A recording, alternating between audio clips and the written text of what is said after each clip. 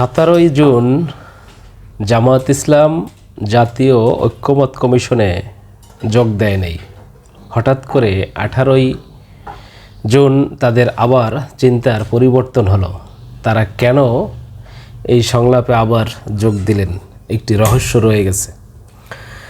জামায়াত ইসলাম বাংলাদেশে এখন বর্তমানে রাজনৈতিক দল হিসেবে দ্বিতীয় অবস্থানে আছে বলে অনেকেই ধারণা করছেন। তো এত বড় একটা রাজনৈতিক দল তারা সংলাপে অংশ নেবে না, এটা তো হতে পারে না। তবে কেন এই সরকারের প্রতি তাদের একটা অভিমান? অন্তর্বর্তীকালীন সরকারের প্রধান ডক্টর ইউনূসের প্রতি জামায়াত ইসলামের একটা অভিমানের কারণ হচ্ছে যে মূলত জামায়াত ইসলাম তারা প্রাথমিকভাবে লন্ডন বৈঠককে স্বাগত জানিয়েছিল। তারা মনে করেছিল তারেক রহমান বিএনপির যেহেতু ভারপ্রাপ্ত চেয়ারম্যান, বাংলাদেশে দীর্ঘদিন ধরে তিনি নাই, তার সাথে একটা সৌজন্য সাক্ষাৎ অবশ্যই ডক্টর ইউনূসের হতে পারে। কিন্তু সেই সৌজন্য সাক্ষাৎটা হয়েছে এজন্য তেমন কোনো সমস্যা মনে করে নেই কোনো রাজনৈতিক দল। প্রত্যেকটি রাজনৈতিক দলই এই বিষয়টাকে স্বাগত জানিয়েছে।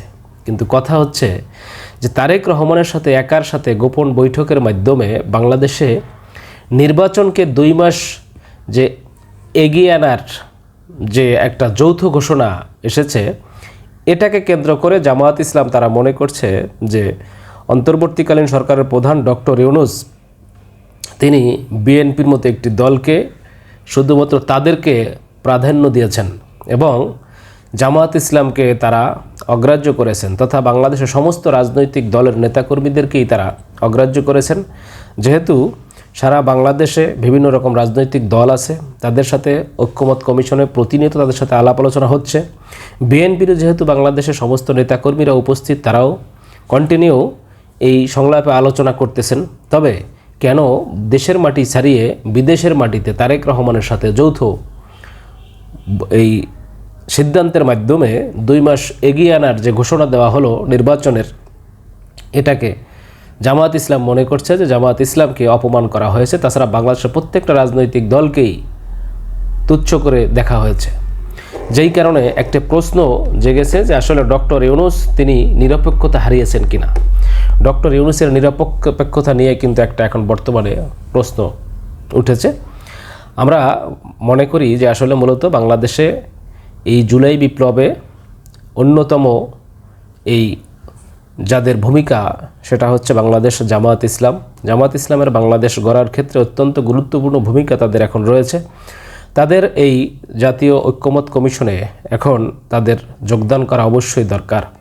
গতকালকে যদিও তারা 17 জুন তারা প্রথম অর্থাৎ দ্বিতীয় ধাপের যে সংলাপ চলতেছে, দ্বিতীয় ধাপের প্রথম দিনে তারা কিন্তু মূলত এই সংলাপে তারা বসে নেই।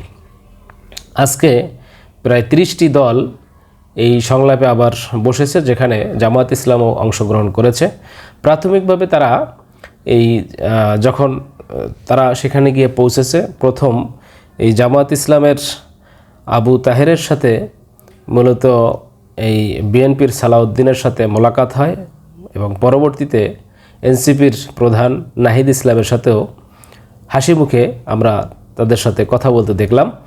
তবে বিভিন্ন সাংবাদিকরা তাদেরকে প্রশ্ন করেছে জামায়াত ইসলামকে গতকালকে তারা কেন উপস্থিত হয় নাই। এ ব্যাপারে তারা বলেছে যে এই ব্যাপারটি আমরা গতকালকে কেন আসি নাই সেটা আমরা সংলাপের ভিতরেই এই বিষয়টি নিয়ে আমরা আলোচনা করব। তবে মনে করা হচ্ছে বাংলাদেশে প্রত্যেকটি রাজনৈতিক দলের ভিতরে একটা সৌহার্দ্যপূর্ণ আচরণ বা একটা অন্যরকম একটা সম্পর্ক তৈরি হচ্ছে এবং এটাই আমরা আশা করি যে বাংলাদেশের সমস্ত রাজনৈতিক দলগুলো ভেদাভেদ ভুলে জাতিকে কিভাবে ঐক্য করা যায় এবং বাংলাদেশের এই যেটা বলি যে বাংলাদেশ গড়ার ক্ষেত্রে প্রত্যেককে একটা বড় ভূমিকা পালন করতে হবে ইনশাল্লাহ। তা প্রিয় দর্শক শ্রোতা, আপনারা অবশ্যই জামায়াত ইসলাম যে কেন গতকালকে আসে নাই এই ব্যাপারে আপনাদের কি ধারণা, আসলে কোনো কমেন্টস থাকলে, মতামত থাকলে অবশ্যই কমেন্টসে জানিয়ে দেবেন। আশা করি ভালো থাকবেন ইনশাল্লাহ। খোদা হাফেজ।